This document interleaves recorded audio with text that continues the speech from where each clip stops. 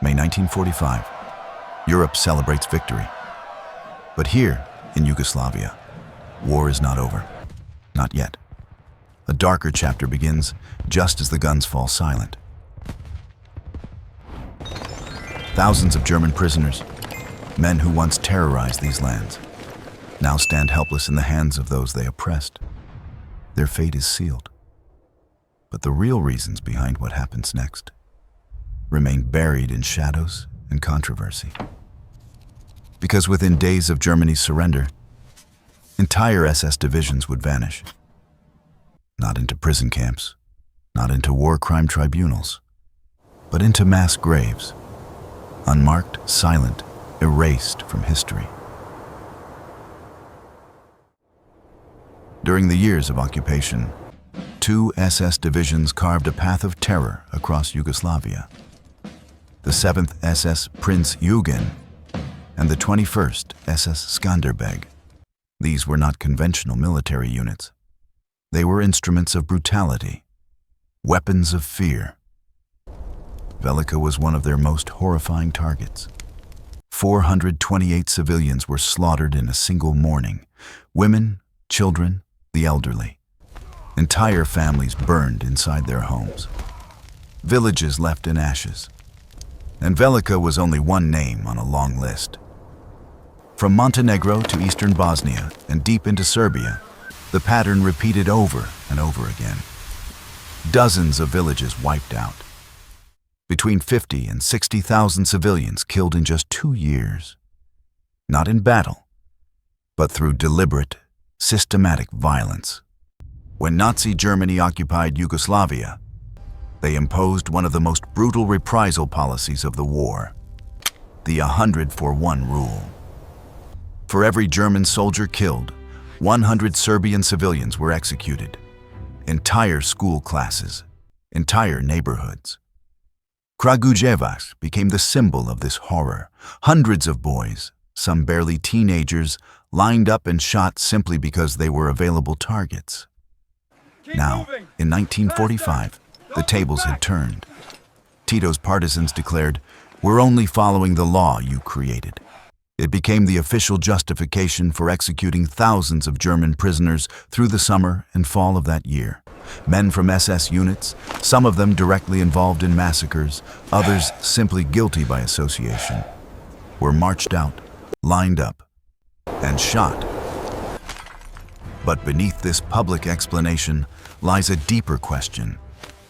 Was this justice, or was it retaliation dressed as justice? And who, in the ruins of a shattered country, had the right to decide the difference? But the reasons behind these executions were far more complex than a simple act of vengeance. Most of the prisoners killed in 1945 were not frontline German soldiers from Berlin or Munich.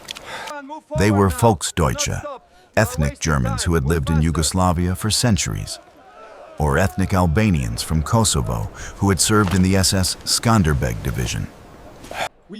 To Tito's new government, these groups represented more than just wartime collaborators. They were seen as a potential political threat, a population that could resist the new socialist order or become a foothold for future German influence in the Balkans. After the war, Tito's regime made a decisive choice to expel the entire German minority from Vojvodina and other regions. Hundreds of thousands were stripped of property, forced from their homes, and pushed into makeshift camps or across the border. Many never returned.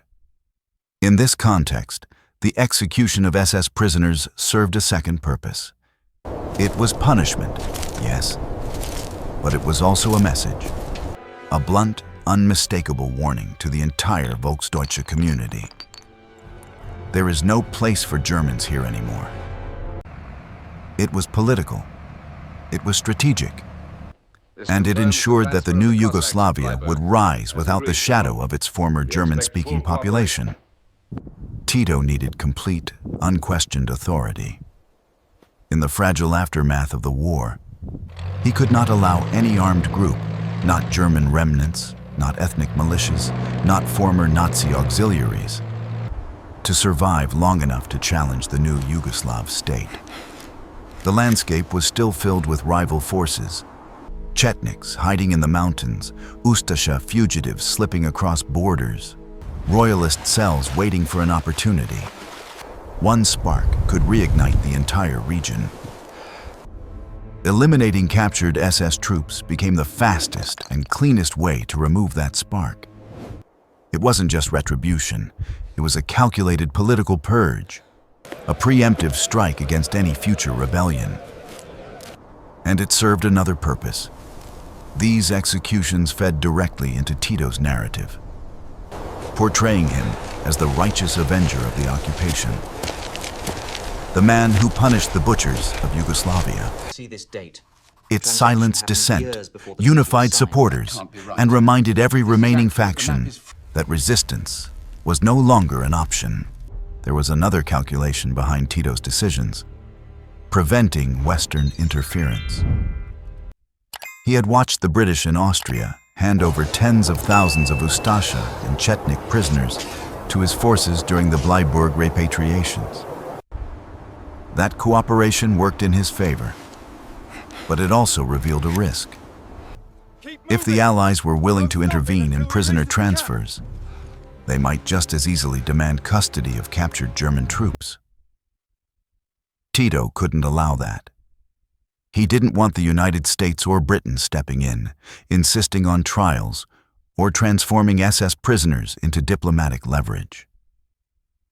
Not as Europe was beginning to split into East and West. The Cold War was taking shape, and Yugoslavia stood in a fragile, uncomfortable middle. So he chose the most direct solution: eliminate the prisoners before any official request could arrive. Quick, quiet, irreversible. The number 2000, often cited in popular videos, represents only the surface of a much larger and far darker reality. Between May and December of 1945, historians estimate that 15,000 to 25,000 German prisoners and local collaborators were executed across Yugoslavia. Many of their deaths were never documented. Many of their graves were never found. These killings took place far from the public eye, in abandoned mines, isolated ravines, dry fields, and remote corners of Vojvodina, places chosen precisely because they were silent, empty, and easily concealed. Entire groups of men were transported there at night, marched into pits, and never seen again. In many cases, prisoners were forced to surrender their clothing and equipment before the executions began. Uniforms, boots, and belts were collected as usable resources in a devastated post-war country. The stripping also served another purpose: to diminish their identity, to erase the image of the soldier before the final act. And while these actions were justified publicly as justice for wartime atrocities, the pattern is unmistakable. No trials, no legal process. People executed not for individual guilt, but for belonging to the wrong unit, the wrong ethnicity, or the wrong moment in history. These were acts carried out in the name of justice, but they bore the unmistakable imprint of collective punishment. To this day, historians in Serbia and Montenegro remain sharply divided over these events. Some insist the executions were a form of long-awaited justice, the punishment for divisions that had burned villages, massacred civilians, and left tens of thousands dead. Others argue that what happened in 1945 was itself a war crime, a large-scale killing carried out by the victors, hidden behind the language of justice and revenge. The debate is unresolved because the truth sits in a gray zone that makes people uncomfortable. It forces us to confront a reality most would rather avoid. In war, the line between justice and retaliation can disappear in an instant.